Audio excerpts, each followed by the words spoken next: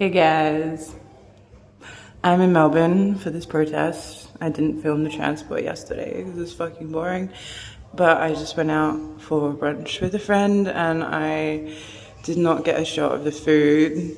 I got a shot of the coffee, but with the food I was just too fucking quick on the draw. And that's in my tummy. But check out the bag. I got it from an op shop for $8. Isn't she beautiful? Wow. Yeah.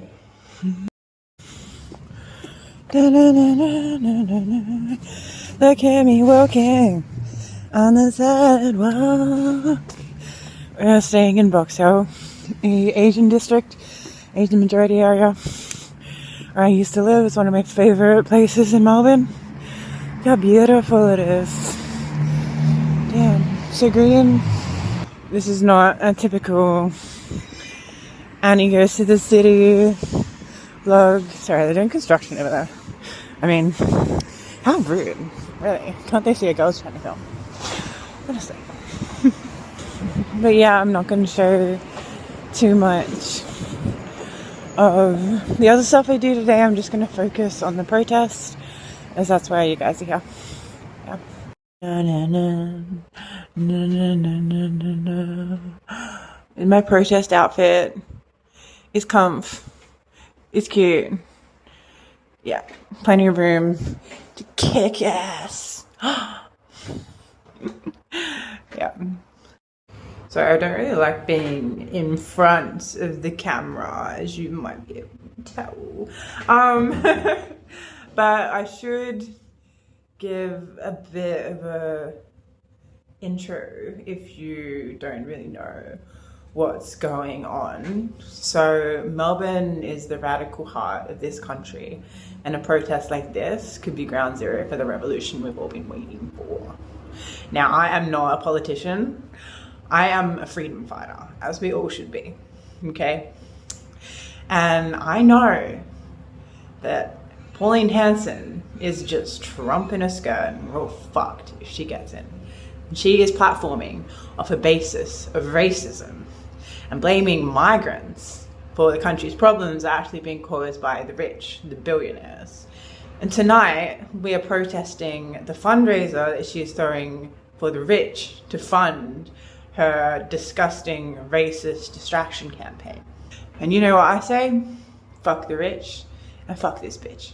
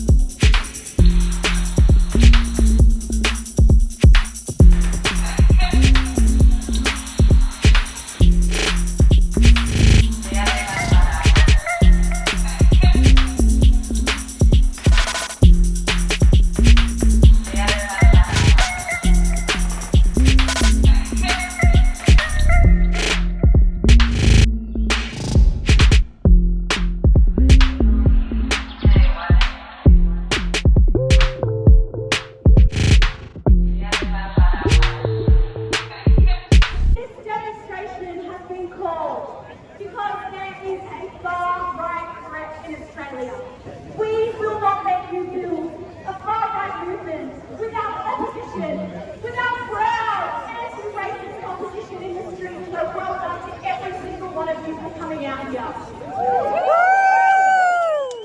So, we know that Pauline Hanson and Barney's Joyce tried to organise a fundraiser in our town.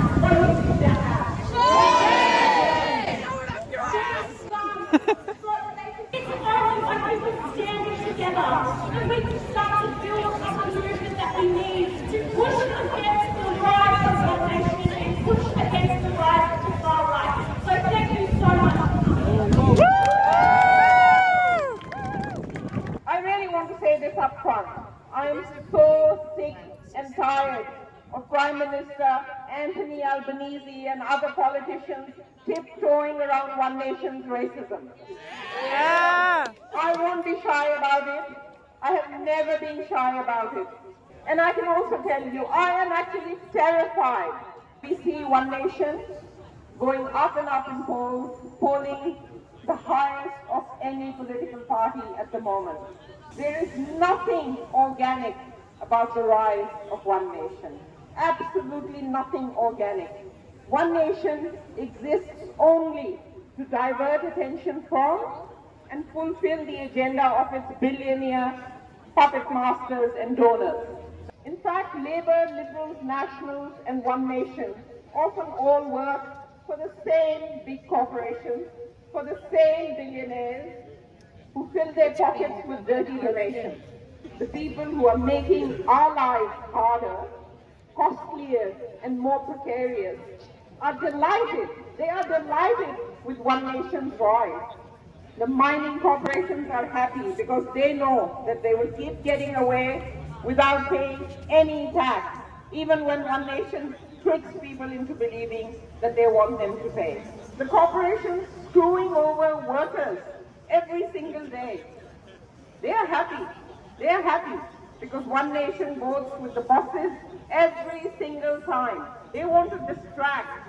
They want to distract everyday people away from those who are actually making their life harder. The big supermarkets who are price gouging us. The energy companies making record profits. And the wealthy who are hoarding wealth every single day. They have built and maintained a really cooked system. A cooked system that protects the ultra-wealthy. The cost of living crisis isn't an accident. It is not an accident. It is the result of decades of Labour and Liberal governments letting corporations and lobbies write the rules in their favour, gutting worker protection, hollowing out public services, and standing by while groceries, rent, housing, university fees, and energy bills spiral out of control. People's real and material concerns and struggles have been hijacked and exploited by One Nation, whose divisive rhetoric, which is racist, has caused nothing but harm to us over the last 30 years. And make no mistake, we are in the fight of our lives here. We can no longer bend the knee to big money and those who seek to poison and corrupt our political system. So we know, you all know, we have to overhaul this system. And what does that mean? That means that it has to be a system that is for public good, not private profit. That means breaking up the power of corporations like supermarkets and banks. That means no more billionaires. Hope is action for a bigger and better future, where everyone has what they need to live a good life, no matter where they come from, no matter the color of their skin, no matter their postcode. Say it loud, say it clear. Racists are not welcome here. Say it loud, say it clear. Racists are not welcome here. Say it loud, say it clear. Racists are not welcome here. I want to congratulate every single person here tonight for joining and reviving and contributing to and continuing a living, breathing, radical political tradition in this city of standing up to the far right. In the 1990s, Hanson broke through and did a huge favour for the political right and the ruling class in this country by normalising just blatant, disgusting, outright racist political speech. She wanted to form an organisation to spread that hate and to spread that racism all around the country. Thousands of people that hated her guts and would turn out in the street to shut down her racist movement. But we played a big part in putting Pauline Hanson back in her box in the 90s. Now, 30 years later, it's got to be said that we have a harder job. 30 years of Liberal and Labor looking after the billionaires. And now the billionaires around the world and in this country have got the hang of it, and they are turning to the far right wholesale. We've seen it in the US, we're seeing it in the UK. You know the whole list of countries and now Kerry Stokes, Rupert Murdoch, all those other scum of the earth have decided that they will use every resource that they have to whip up a racist movement here. Every time we turn up, we puncture that bubble of everyone loves Pauline. But one thing that we will definitely need is a radical political vision. A political vision that says we can do, as Maureen said, we can do without the billionaires. We can do without all those scum. And in my opinion, we can do without their capitalist system that keeps on breeding the Pauline Hansons and her puppet masters in the billionaire class. But doing the only thing that decent people can do when the far right is in the streets, we turn up and we march in the streets, we spread hope, we build solidarity, we organise and we fight the goddamn right of the system that breeds them. Thank you very much. Pauline Hanson is not an aberration. Pauline Hanson is deeply connected and tied into a society that is racist, a society that is bigoted, a society that rules for the rich. We are not going to be able to fight Pauline Hanson, One Nation and the far right by relying on the people who are in power right now. They will not save us. The media did their best to tell everyone that the Hanson event was cancelled, that the rally was called off, and I saw the Age actually reported that this demonstration was, quote, a fizzer. Does this feel like a fizzer, comrades? No! So the rich and powerful in this country are looking around, desperate to find a vehicle for their political ambition. And at the bottom of the dung heap of Australian politics, they found Pauline Hanson. And since that day, she got prime time spots on Channel 7, Dancing with the Stars. Pauline Hanson was billed as an expert. Can you believe that? The Australians, every day, printing her lies. The Herald Sun, the Daily Mail, and so it goes. This is how a far-right movement gets built.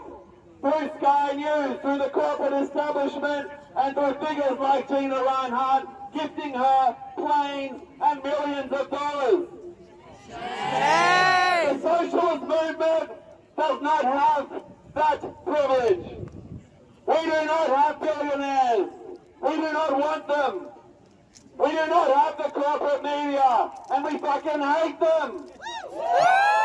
What we have is each other. She wants to take power in Victoria. That is her mission. To have one nation in the Victorian government. And if people have been watching the polls, that is not out of the question. It is actually possible that in Victoria, the Liberals and the far-right One Nation will form a government. But we have to take the Victorian election seriously in November. We know the far-right will be there. We need to have an alternative message that yes, there is the rise of the far-right, but there's also the rise of the radical left. That socialists in Parliament will not be lining up with a despicable Labor government to manage over the status quo. They'll be fighting for a radical, revolutionary, different vision of this country.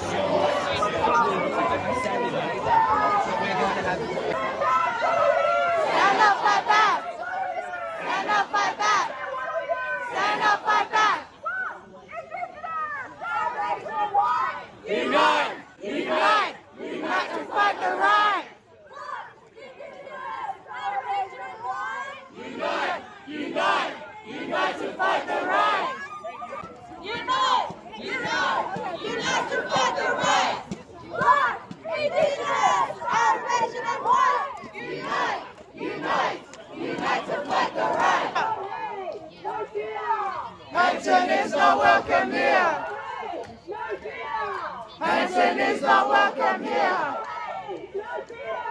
Hanson is not welcome here.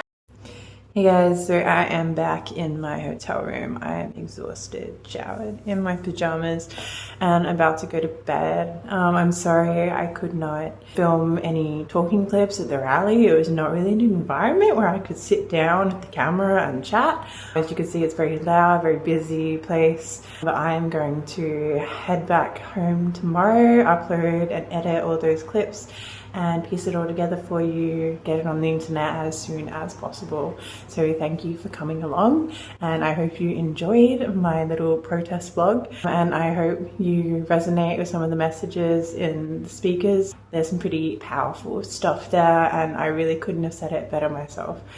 Thank you for watching this, and I hope to see you again on this channel.